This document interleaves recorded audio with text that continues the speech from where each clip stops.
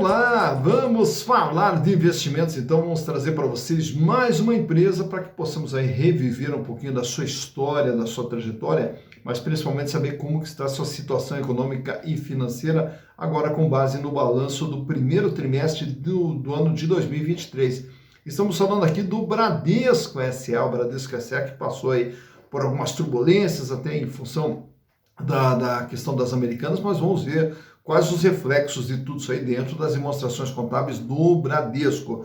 E o Bradesco também, que é uma empresa que vem sendo aí questionada, não só o Bradesco, como o Itaú também, com a chegada dos bancos digitais, como é que vai, o que vai acontecer dentro desse setor. Mas, enfim, para a gente poder entender um pouco de tudo isso aí, vamos recontar aqui um pouquinho a história do Bradesco, até para você ver o que pode acontecer com o Bradesco na sequência. E o Bradesco foi uma sugestão aqui dos nossos inscritos, do meu amigo Ricardo Oliveira. Ô Ricardo, que bom ter você conosco, Ricardo. Seja bem-vindo, um prazer poder atender. Também quem sugeriu o Bradesco foi o meu amigo Roberto Abi Faisal. Ô Roberto, também é uma honra ter você conosco. Muito obrigado pela sua participação. Muito obrigado pela sugestão aí, Roberto.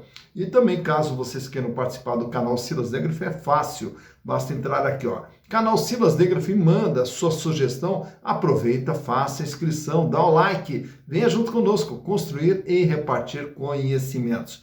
Mas para que a gente possa entender, né, tudo que vem acontecendo com o Bradesco, o que pode acontecer no Bradesco, claro que toda a história ela nos fundamenta o momento presente e também nos dá uma base de um momento futuro. Então vamos contar um pouquinho dessa história aqui, recontar, né, até para você saber.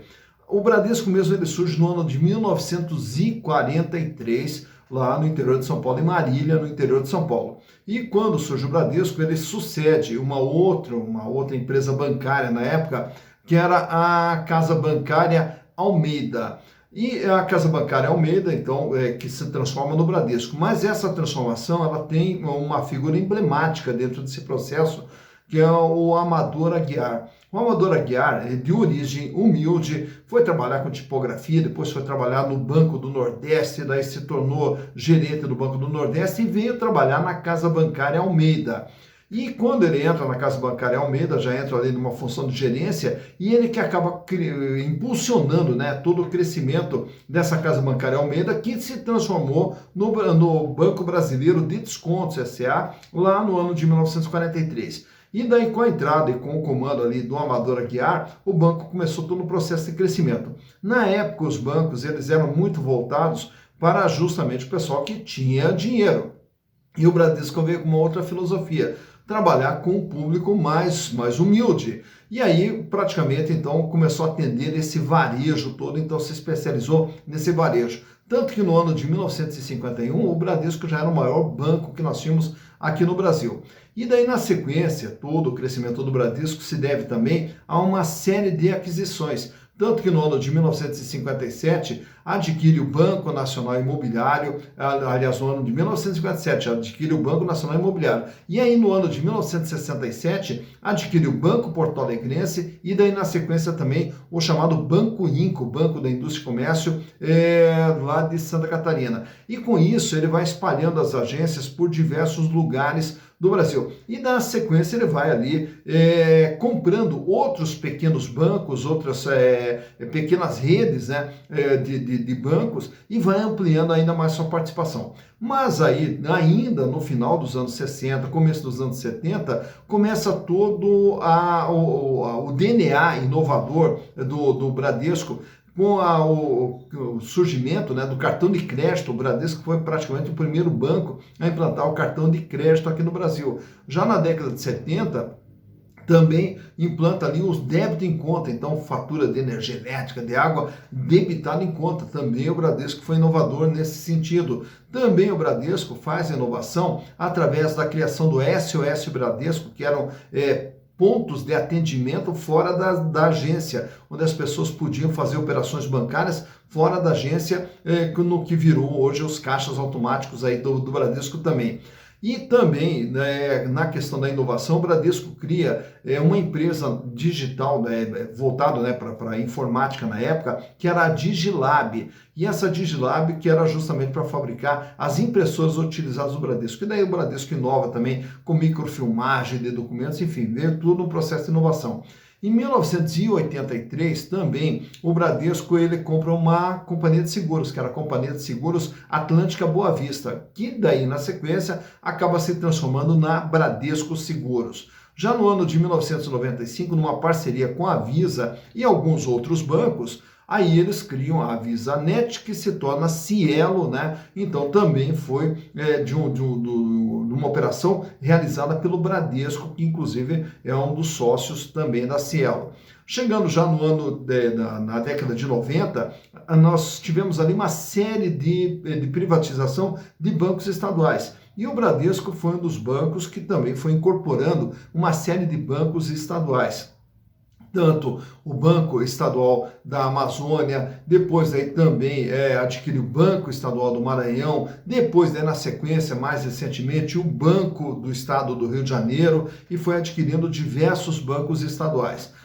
Chegando já agora no ano de 1997, adquire também um outro banco grande aqui no Brasil na época, que era o Banco de Crédito Nacional. E daí, na sequência, ainda em 2002, adquiriu o Banco Cidade e depois aí também o Banco Mercantil de São Paulo. Adquire também algumas financeiras, como a Losango e a Zogby, e depois daí também o Banco Morada, e vem no processo de crescimento. Recentemente, agora em 2015, adquire também o HSBC, que era o antigo Bamerindos, né, que havia sido vendido para o HSBC não se deu bem aqui no Brasil, e o Bradesco acabou adquirindo o HSBC. E o Bradesco ele vem em todo esse processo de evolução, já espalhando agências, né, tendo agências espalhadas por todo o Brasil, inclusive com operações também fora do Brasil. Mas para que possamos entender como que está a situação do Bradesco e também se houve interferência nos resultados das americanas nesse balanço do primeiro trimestre,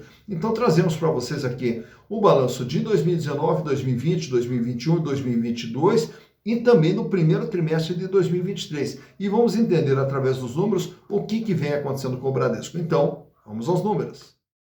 Então aqui estamos com os números do Bradesco e, para tanto, trouxe aqui toda uma base histórica aqui para você poder ver ano a ano tudo o que vem acontecendo no Bradesco e, consequentemente, com base no que vem acontecendo, já nos dá uma ideia também do que irá acontecer.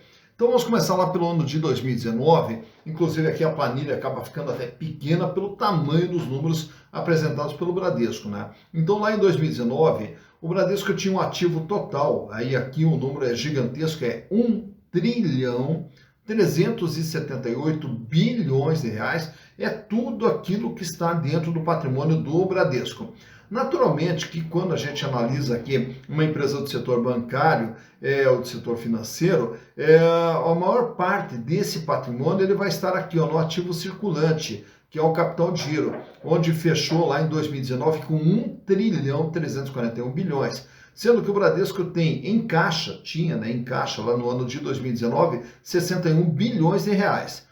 E em ativos financeiros, 1 trilhão 195 bilhões de reais. Então, o que quer dizer esses ativos financeiros aqui?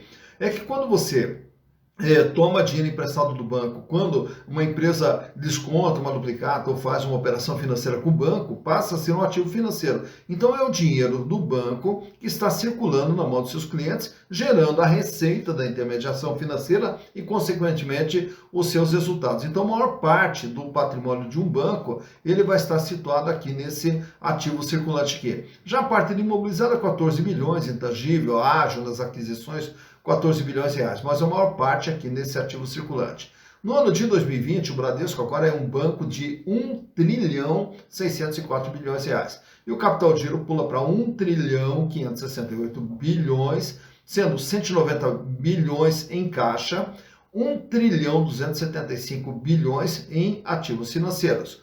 Chegando em 2021, o Bradesco cresce mais um pouquinho, 1 trilhão 675, sendo que o capital giro 1 trilhão 639. Diminui o volume de dinheiro em caixa e aumenta aqui os chamados ativos financeiros. Essa questão da diminuição do dinheiro em caixa, isso aqui também não quer dizer muita coisa, até por quê? Porque o banco não ganha dinheiro com dinheiro em caixa. O banco ganha dinheiro com o seu dinheiro circulando na mão dos seus clientes. Chegando em 2022, o Bradesco agora é praticamente um banco de 1 trilhão e 800, sendo que o ativo circulante de 1 trilhão 759. Melhora aqui a posição de caixa, vai para 118 bilhões e também aumenta os ativos financeiros, que agora são de 1 trilhão 530. Chegando agora em março de 2023, o banco agora é de 1 trilhão 828 e o capital de giro de 1 trilhão 787. O volume de dinheiro em caixa volta lá para os 187 bilhões, diminui aqui um pouquinho os ativos financeiros para 1 trilhão 489 bilhões. Então veja que o Bradesco, ele continua aqui no seu processo de crescimento, de 1,300, ele fecha agora março de 2023 com 1 trilhão 828. E o capital de giro, principalmente aqui o volume de dinheiro na mão dos clientes, cada vez maior, fechando aqui com praticamente 1 trilhão e meio na mão dos clientes. Mas da onde que vem todo esse dinheiro que o banco opera? Parte desse dinheiro é capital próprio, 135 bi. E o restante é de capital de terceiros, 1 trilhão 242 bilhões. Sendo que desse valor aqui, nós temos aqui os chamados passivos financeiros, 907 bilhões de reais. O que é um passivo financeiro? Que é normal que o banco tenha um endividamento nessa grandeza aqui, porque quando você abre uma conta no banco, quando você deposita ou quando você aplica no banco, você passa a ser para o banco um passivo financeiro. Esse dinheiro que você depositou, que você aplicou no banco, entra no caixa do banco, o banco pega esse dinheiro e o que ele tem que fazer? Já emprestar para outros clientes para justamente ganhar na intermediação financeira. Então é normal que ele tenha um endividamento alto para ter bastante recurso em caixa para poder operar com outros clientes. E aí os bancos, eles constituem aqui, também já registrado no passivo, as chamadas provisões para perdas que ele possa ter no decorrer da sua atividade. Então lá em 2019 o banco tinha aqui provisionado para possíveis perdas que pudesse ter no valor de 297 bilhões de reais. Chegando no ano de 2020, o passivo total no banco agora é de 1 trilhão 458 bilhões, permanece aqui os 90,9%, né, tudo na faixa de 90% o endividamento. Sendo que a maior parte é aqui, ó, passivo financeiro. Esse passivo financeiro, que como eu falei, vem para o caixa e do caixa vira ativo financeiro. Chegando em 2021, 1 trilhão 525 é a dívida do banco, 91%, sendo que a maior parte sempre aqui, ó, 1 trilhão 170. Chegando em 2022, 1 trilhão 640, 91,2% é o tamanho da dívida, grande parte, ou a maior parte, sempre aqui no passivo financeiro. E agora, chegando em março de 2023, nós temos aqui um endividamento total de 1 trilhão 665 bilhões de reais, que você está vendo aqui, 91,1%, e também sempre a maior parte aonde? Aqui nesses passivos financeiros. E essa provisão fecha em 339 bilhões de reais. Então o banco ele tem provisionado, por isso que quando ocorre o caso do Bradesco, em relação às lojas americanas lá, que tinha 4 bilhões para receber das lojas americanas, pode ser que não receba e tal, são valores que já fazem parte de uma provisão que o banco vem constituindo ao longo de toda a sua existência. Portanto, se registrar como perda efetiva esse valor das lojas americanas, ele já está provisionado ou já estava provisionado. Não especificamente das americanas, mas da carteira inteira de crédito do Bradesco. Razão pela qual, então, aqui no passivo, ele acaba não alterando muita coisa porque já vinha sendo provisionado. Já nos resultados produzidos pelo banco, em 2019, o banco teve 124 bilhões de receita de intermediação financeira, aí ele tem a despesa da intermediação financeira que dá o lucro bruto. Aí ele paga toda a despesa de funcionamento, salário dos funcionários, aluguéis, etc., E aí sobra o resultado operacional. Desse resultado operacional, ele tem ou crédito de impostos ou impostos a pagar e sobra o lucro líquido. Então, em 2019, 124 bilhões de receita para um lucro de 21 bi. Em 2020, no ano da pandemia, o banco encolheu, que é 98 bi de receita e 16 bi de lucro. Já em 2021, a receita volta lá para a faixa dos 125 bi, com 23 bilhões de lucro. Em 2022, a receita dispara para 205 bilhões e 21 bilhões de lucro. E agora em 2023, já em março de 2023, a receita do banco acumula em 3 meses 57 bilhões, também projetando aqui uma receita de pelo menos 220 bilhões para 2023 e um lucro de 5 bilhões 473, também projetando um lucro de pelo menos 21 bilhões de reais. Então, por que o lucro do banco ele acaba não caindo com a questão de Americanas ou outras empresas ali? Porque já vem sendo contabilizado aqui como um custo essas provisões e já vem sendo provisionadas lá dentro do passivo as futuras perdas ou possíveis perdas que o banco possa ter. Mas eu trago para vocês aqui os demais indicadores relacionados às ações do Bradesco.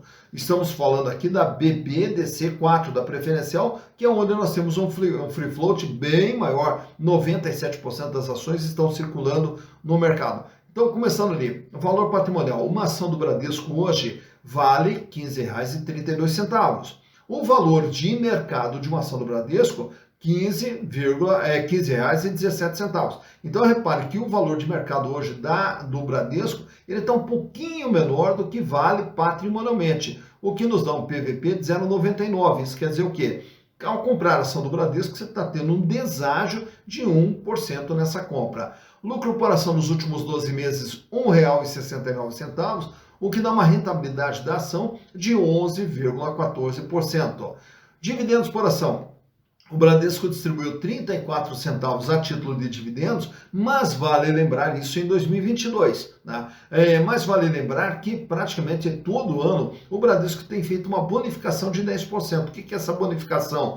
O lucro que não é distribuído aumenta o capital. E ao aumentar o capital, são emitidas mais ações que são distribuídas para os acionistas, o que acaba sendo praticamente também uma distribuição de dividendos, só que não em dinheiro, mas em ações, que caso o acionista queira vender essas ações que ele recebeu bonificadas, ele passa a contar com o dinheiro referente a essa operação. Então, sempre no Bradesco, nós temos que analisar não só o dividendo que ele distribui, mas também a bonificação que ele vem fazendo a cada exercício.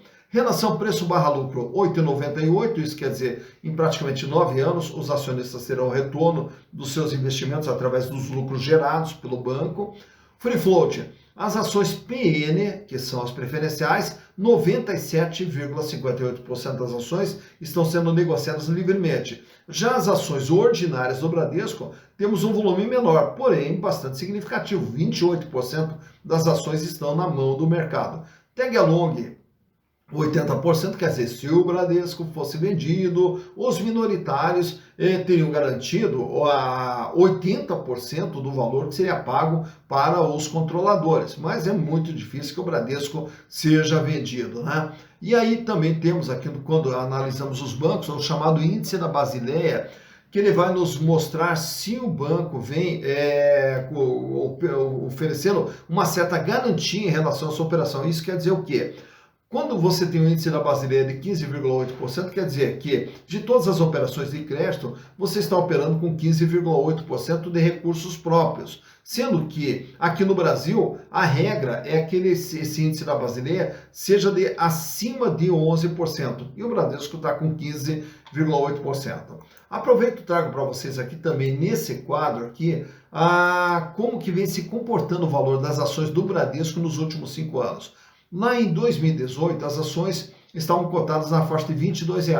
Em 2018, passa ali por algumas oscilações, mas daí chega no final do ano e começa a disparar. E aí a ação atinge seu melhor valor quando chega lá em 2019 com o valor de uma ação praticamente a R$ 32. e vai assim durante todo o ano de 2019, girando ali entre 28 a 30 reais até chegar a pandemia. A pandemia você vai ver aquela queda bem no meio do gráfico ali, quando as ações elas despencam lá para 17 reais. Passa o efeito inicial da pandemia, a ação sobe um pouquinho, vai para 20 reais, depois daí em 2021 dispara novamente, chega a 28 reais, só que daí começa toda uma série de quedas ali ainda em 2021, entra 2022, continua ali um processo de queda, quando vai chegando no final do ano de 2022, volta ali para a faixa dos 20 reais, mas ao se aproximar de 2023, as ações despencam novamente. E principalmente até em função da questão das americanas também, que acabaram levando um baque, com a ação daí caindo ali para a faixa de 12 reais, e agora ela começa ali um processo de recuperação, combinando com o valor das ações nesse último dia 9 de maio, quando da extração dos números para a gravação desse vídeo, com as ações cotadas a R$ 15,17. Então, por aqui você vê quando que as ações do Bradesco tiveram seu maior valor, quando que tiveram seu menor valor e como que vem se comportando o valor das ações do Bradesco S.A. Tá então analisado mais uma empresa Banco Bradesco S.A. Agora você já viu aí toda a história do Bradesco, tudo que vem acontecendo com o Bradesco. E como a gente falou, o Bradesco ele tem um lado inovador muito forte. E naturalmente que também vem trabalhando aí dentro do banco digital, se especializando também na parte digital. Então o que acontece? É um banco que a gente percebe que tem o seu DNA, no seu DNA tem também muito da inovação. Razão pela qual está aí um dos maiores bancos aqui do Brasil, um dos maiores bancos do mundo também. E outro detalhe que é importante também a gente ressaltar aqui é quem é o dono do Bradesco. O dono do Bradesco, então, é a Cidade de Deus Companhia de Participações, né, que é uma empresa de participações que, naturalmente, ela tem 45,8% das ações do Bradesco. E também a Fundação Bradesco, que tem mais de 17,3% das ações. Então, o Bradesco, hoje, quem é dono é um fundo de participação que é a Cidade de Deus e também a Fundação Bradesco.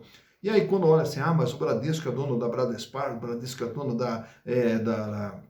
do IRB, etc. Não, na verdade, o Bradesco, ele tem, o lado dele é mais o financeiro. Quem acaba sendo dono de todas essas outras empresas ali, acaba sendo justamente esse fundo de investimento que é a Cidade de Deus e através das suas coligadas. Então, por exemplo, a IRB é a Bradesco Seguros, que tem participação lá dentro. Então, é tudo da Cidade de Deus que é dona de todas essas empresas e o Bradesco é uma dessas empresas. Quando se fala da Bradespar também, a Bradespar, quem é dono da Bradespar é o Bradesco? Não, quem é dono da Bradespar também é a Cidade de Deus. Então, só para vocês entenderem mais ou menos como funciona. Então, o Bradesco é uma empresa dentro da Cidade de Deus. Cidade de Deus é dona de diversas empresas. E aí, dessas empresas todas, o Bradesco é uma delas, então, para que a gente possa entender toda essa situação. Então, tá aí conhecido um pouquinho da história do Bradesco, mas principalmente visto aí os números. Mas caso você também queira aprender um pouquinho dessa técnica aqui de análise de balanços, o nosso curso de análise de balanço para investimentos está disponível